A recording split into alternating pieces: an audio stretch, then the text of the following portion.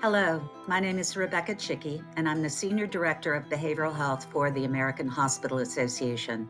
The division that I work in is Clinical Affairs and Workforce, and it is my honor today to introduce a wonderful speaker who is going to provide the webinar entitled Care for the Caregiver, a peer support program for healthcare workers, which is so critically important. We all realize that from and during the COVID pandemic, but the stress and challenges of working in a hospital or a health system still remain. So this is critically important.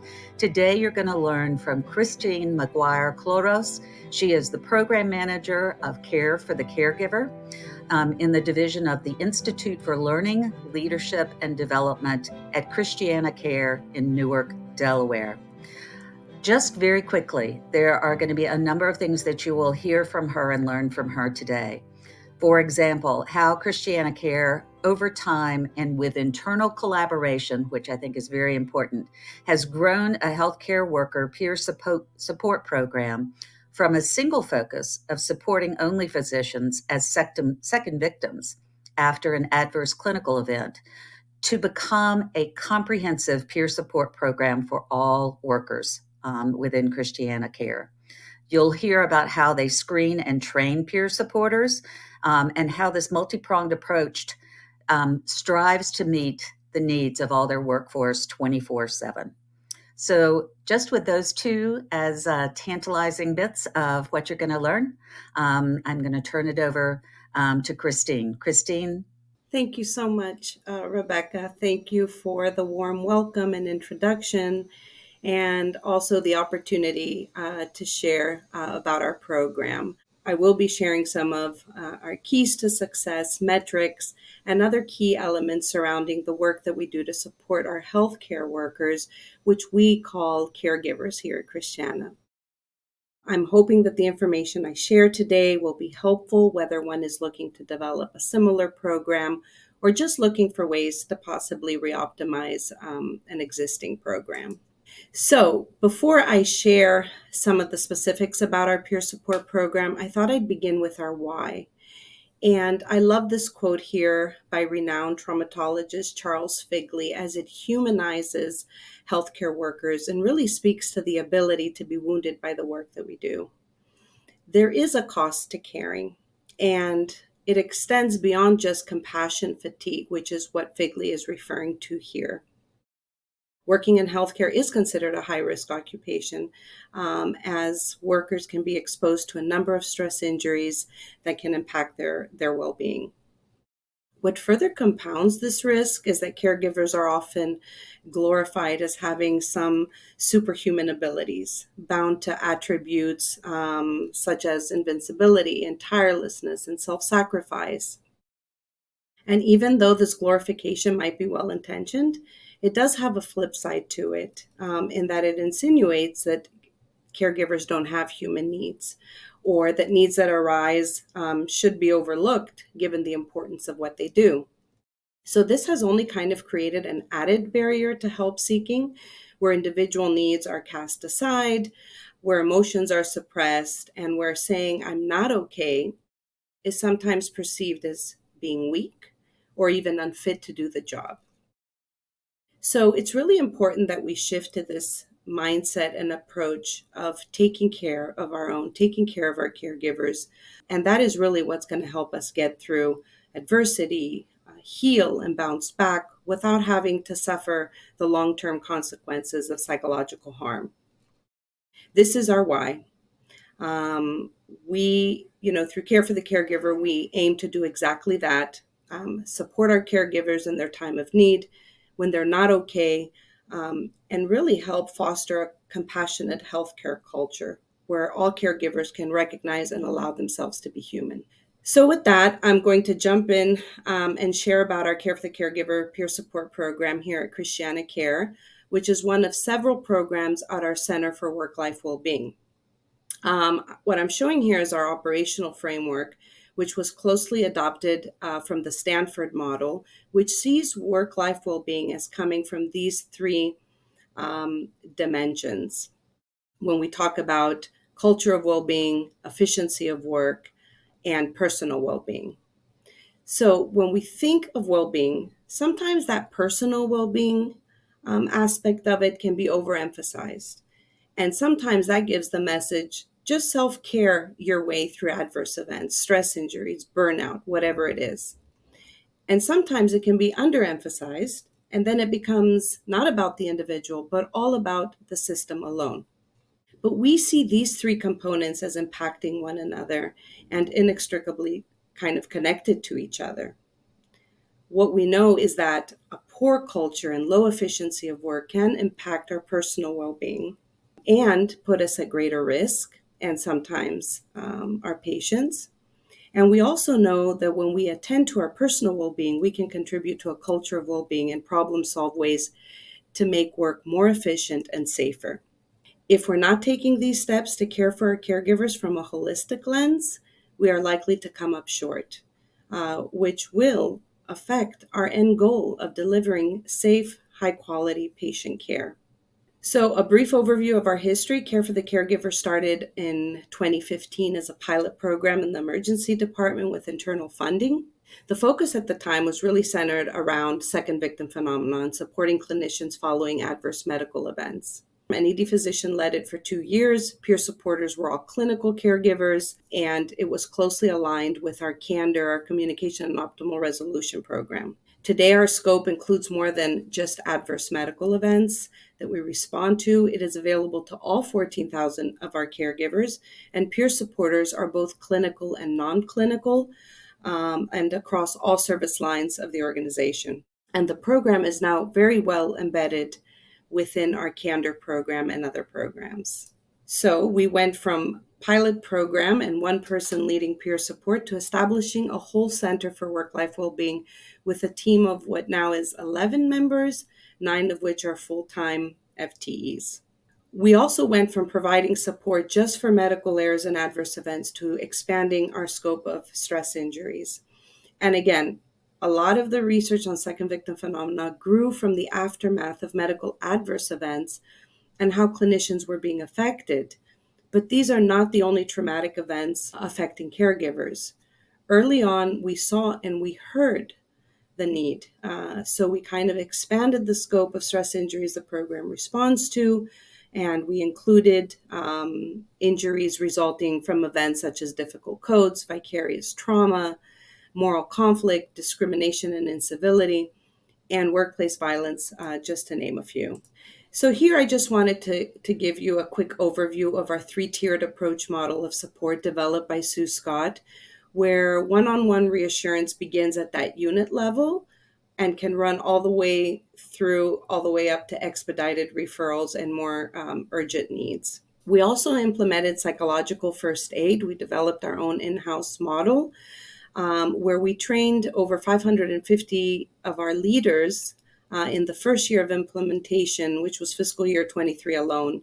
And the purpose of this was to share knowledge, skills, and how leaders can offer support to their team members. It also included sharing resources, so they became more familiar with the resources that we have, kind of opening up lines of communication between departments and the Center for Work-Life Wellbeing, and also just kind of normalizing some of those reactions when we talk about stress injuries, which is so important, and kind of removing the stigma and removing some of those barriers to help seeking. Leaders and also others, because now we've opened it up to all of our caregivers to do the training, they're also the ones with their ear to the ground. So they're the ones there. They know when something has happened. They're the ones surrounded by other peers, so they're able to kind of check in with each other. So when we talk about defining peer support, it was very important right from the get-go to well define our approach and also to be clear about what peer support is and is not. And the focus is really on what the impacted caregiver is experiencing, how they're feeling, how they're coping, and not the event itself. We know that sometimes when we debrief the event itself, it can be re-traumatizing, so we try to stay clear of that. But it's really about creating that safe space where feelings can be identified, validated, explored, kind of normalizing again some of those reactions. It certainly is not again, a debrief about the event. So we kind of refer to it as an emotional debrief, if you will. It's also an opportunity to connect caregivers with additional resources of support, like I mentioned earlier. It is not therapy. We're very clear about that. And it certainly is not a replacement for therapy or other behavioral health resources which the caregiver might need in the moment, and which we are able to connect them to some of those resources. So we think of it really is a one-on-one confidential supportive conversation that just allows someone to explore some of their reactions and their needs for recovery. With a compassionate peer supporter who knows exactly what it's like working in healthcare, but at the same time is not a direct colleague or manager. What you see here is some of the active ingredients of peer support that our model follows and really are based on some of that psychological first aid and evidence-based helping skills and counseling psychology. It's about showing up. It's about reducing shame and isolation.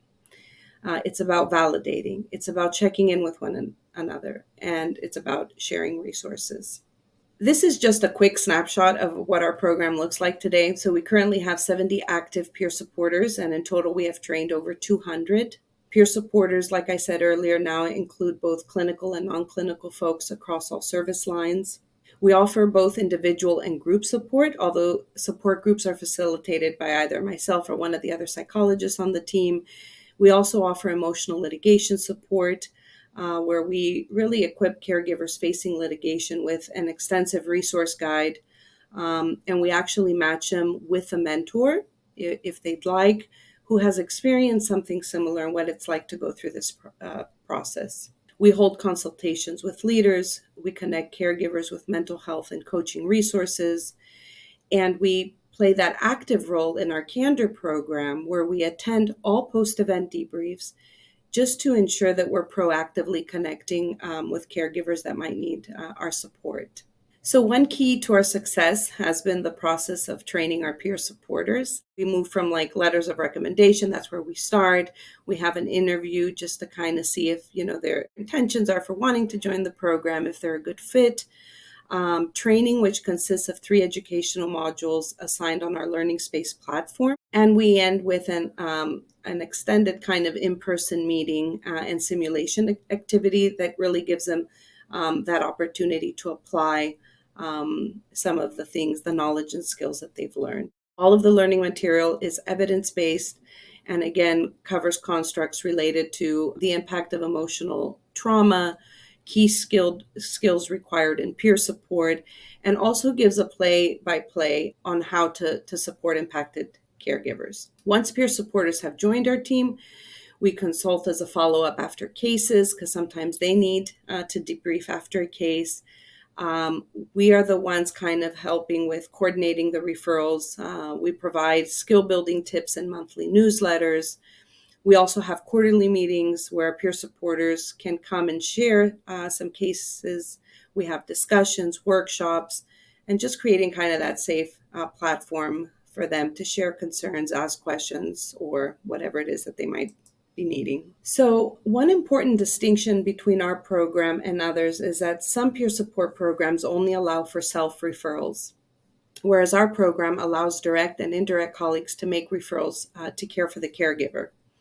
We think that by not limiting the program to self-referrals might be one of the reasons we have such high utilization, because in the culture of healthcare, we know it's often much harder to ask for help when you need it. We have managed to hardwire a process for referrals that come through secure internal messaging platforms, our R2L event reporting, email. We have a dedicated email for care for the caregiver, a dedicated phone line.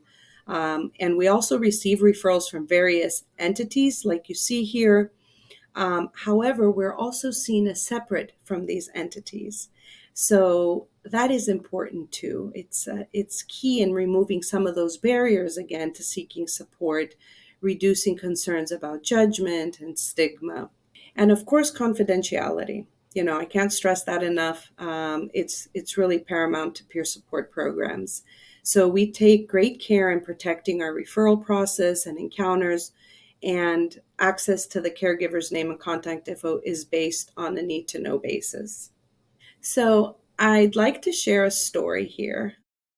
One of our caregivers shared this testimonial after receiving support himself from Care for the Caregiver. So he was performing a routine surgery, a surgery he had done for many years, hundreds of times, when something went wrong.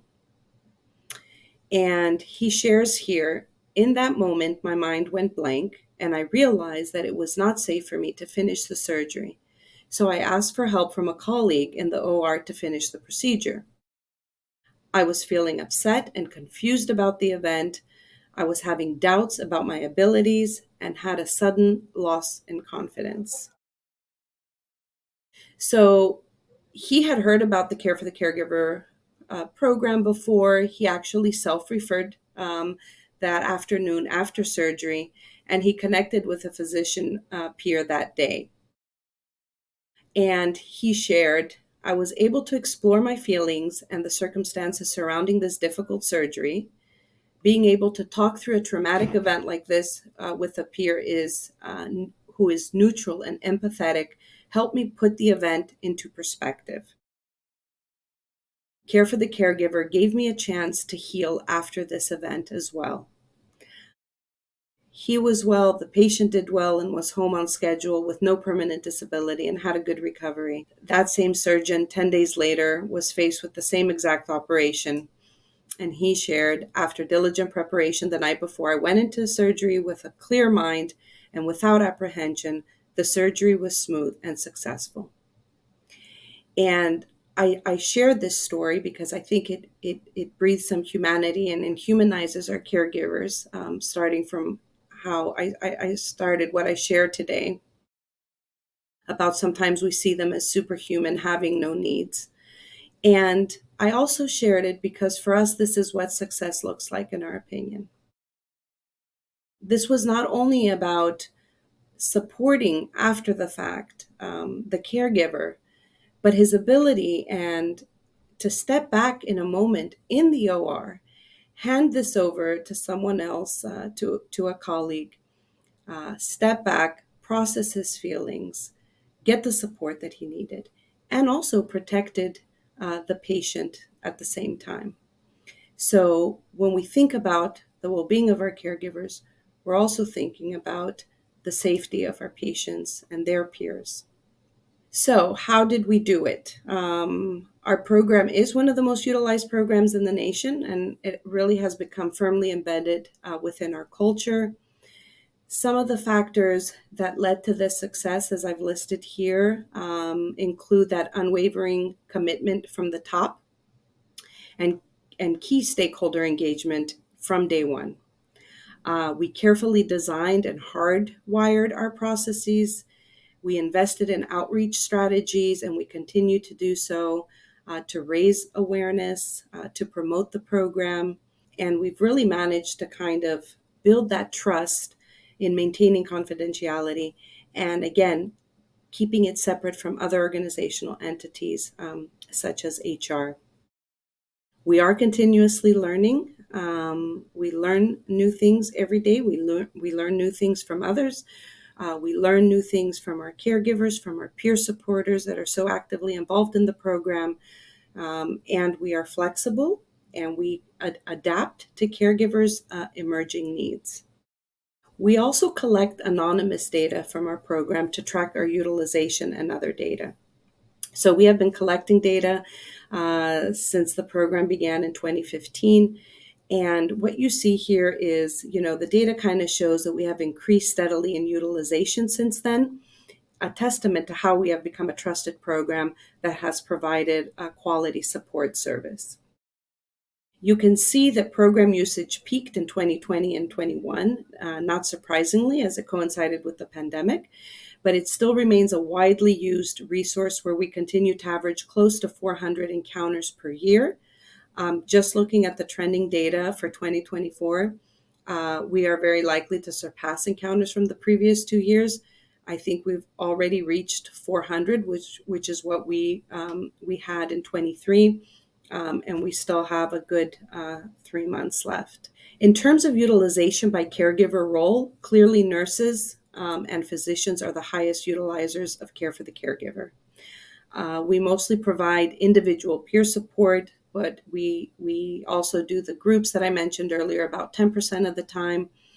As you can see here, residents are on the lower end of referrals, which we attribute to having a dedicated resident well-being specialist who meets with residents several times a year and does a lot of proactive well-being work, offering much needed support. Looking at where our referrals are coming for, you see the referral sources here. I just shared for 2023 so you can have an idea. You can see that our most referrals came from supervisor and self. They hold the first two spots there, followed by referrals made by a colleague. We saw an increase in self-referrals again during 20 and 21, again, that coincided with the pandemic. But again, when we see how many of these encounters from supervisors, how many of these referrals, from supervisors lead to encounters, we can see that it really increases utilization.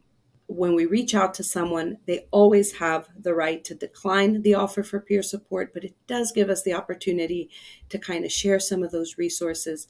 And I think it is so important for anyone to know, like at the end of their day, hey, someone cared enough to give me a call or share these resources, which I can utilize at any time. When we look at reasons for referral, based on our data collected in the last 7 years, you can see that patient co-death was the number one reason for referrals, followed by workplace violence, which was the next most common reason for referrals made. Now, interestingly, in 2023, we saw in that year alone, workplace violence surpassed patient co death, which was alarming, and where we are now kind of working towards creating a workplace violence prevention program. So again, the data gives us that information. It helps us modify our programs. It helps us see if any themes are emerging. We know where, we might need to strategize more, create more outreach and opportunities to share about our services and resources. Also, starting in 2019, we honed into our culture of safety data, looking at impacted caregivers who were not supported, as you see here in the green, versus those that were supported in the blue.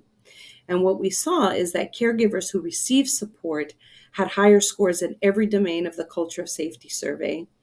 This reaffirmed our position that peer support extends beyond the boundaries of personal benefits for caregivers, and that receiving support is associated with better culture of safety outcomes as well. Of course, we cannot infer causality, but we found these results to be very promising and know that our findings did align with data and analysis from other organizations that showed that support for impacted caregivers has a range of benefits. And as important as utilization and culture of safety data are, we also want to examine the impact of fostering a culture of well-being. So we have been working on culture change, which isn't often easy to do, that humanizes the adverse event process, when it's no longer about shame and blame and silence, where we are assuming good intentions in the event review process, where we are streamlining our information gathering so we avoid repeatedly traumatizing our caregivers to retell the story again and again, where the focus is not just on reviewing the details of a case, but also about checking in with our caregivers during these times and during these processes and stopping for a minute and asking, how are you doing? How are you holding up? It's really about showing up with compassion and also about encouraging self-compassion, because we often know when events happen or when we're not in a good place, we often are very quick to turn on ourselves, right? We see a lot of that self-blame. It's not just about, the finger pointing from others. It's also what we do to ourselves. So we want to encourage that self-compassion. Again, we want to normalize some of those reactions. And this is really how we bring about change and foster that culture of well-being. This is how we humanize our experiences and ensure that no one suffers in silence. This is how we keep our patients safe. Our partners in quality and safety and other entities have played a key role in our success. We have a seat at the table where caregivers' well-being is front and center. So I hope some of this has been helpful to you. And if you are wanting to build a refresher program, please know that we do consult with organizations. These are some of the main areas we like to focus on, to include our psychological first aid training, really looking at the scope of a program, kind of those incoming referrals, peer support training, team performance, marketing, and outreach. I also want to share a few other great resources out there that might be helpful when looking into establishing a peer support program. There is a very good guide to establishing a program through AHRQ that you might want to take a look at. I've provided the link here. Also, if you follow this link to AMA, they have some success stories up there from organizations doing peer support. And it's also important to care for our peer supporters and think about that and ensure that our peer support programs are sustainable in the long term. And this is what has often proved to be very challenging. You develop the program, you're able to recruit some of those caregivers that are peer supporters, but sustainability can often be very challenging.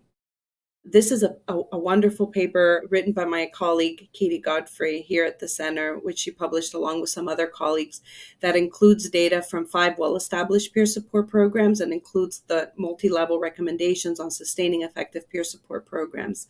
Please check this out if you are wanting to build or refresh your peer support program. Also, last year I co-founded with another colleague a peer support leader network, which has now grown. We meet monthly. If you're interested, please feel free to reach out to me. We're always welcoming new members. It's a great opportunity because we too, in leading these programs, often need that support as well. So with that, thank you for watching, and please feel free to reach out to us or visit our Center for Work-Life Wellbeing website. Christine, thank you, first of all, for the work that you're doing. This is so vitally important. And one of the themes that I heard as I was listening to your presentation is the interconnectedness of the well-being of our workforce and the care that they deliver. And the story that you shared about the surgeon and their ability to pause, to know that they work obviously in an organization that lives and breathes the culture of supporting the well-being of their healthcare workforce. They knew that was there and were able to take a pause and get the care, the resilience that they needed to be able to bring their best self forward for the patient. And that's really at the heart of this work, in my mind. So thank you for taking it down to the personal level and the practical level of this. And I also wanted to make a quick comment about just the value of the data that you're tracking, the impact that this is having. I think another thing that really shines through about the culture that you created to support this at ChristianaCare was the fact that you have so many self-referrals. That's phenomenal. I would, and it's interesting that is a growing source of referral. So kudos, compliments, not for the fact that there's a need for that, but that the fact that the culture you've created is so strong. And it's huge. When we think about our caregivers, this is like, and I have a lot of years behind me in the field, in the realm of patient experience. And sometimes when I was doing that work, I'm like, I don't know if we're going to reach that mark if we're not taking care of our own.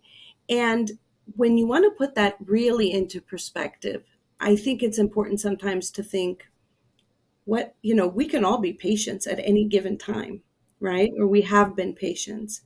And I just want to make sure I'm passionate about this work because I want to make sure when that time comes, they're in a good place to take care of me, and they also feel safe enough when they're not in that good place, feel safe enough to take that step back, as was the case with the story I shared.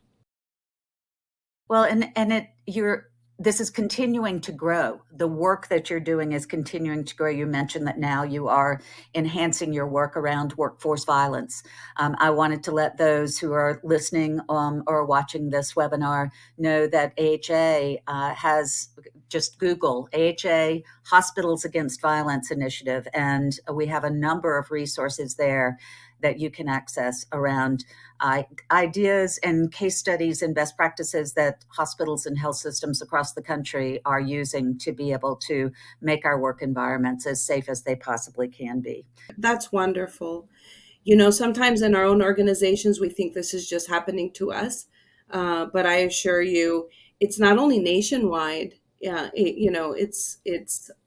we see it across. It's a global problem right now. So that's wonderful that you have those resources, and also thank you so much for giving me the opportunity to share a bit about our program. Well, thank you for your time, your willingness to share your expertise, your experiences, the resources that you provided at the end. I will give a shameless promotion for one other resource that AHA has worked with CHARM, the association that represents well-being officers, which is, within the last decade, sort of a new title, thankfully, that we've added to the repertoire, but it's called Building a Systemic Well-Being Program. And a blueprint. So that's another resource that's out there that can, combined with what you shared today on the webinar, really help, I think, inspire other organizations to go on this journey and do as an exceptional job as you have. So thank you for everything.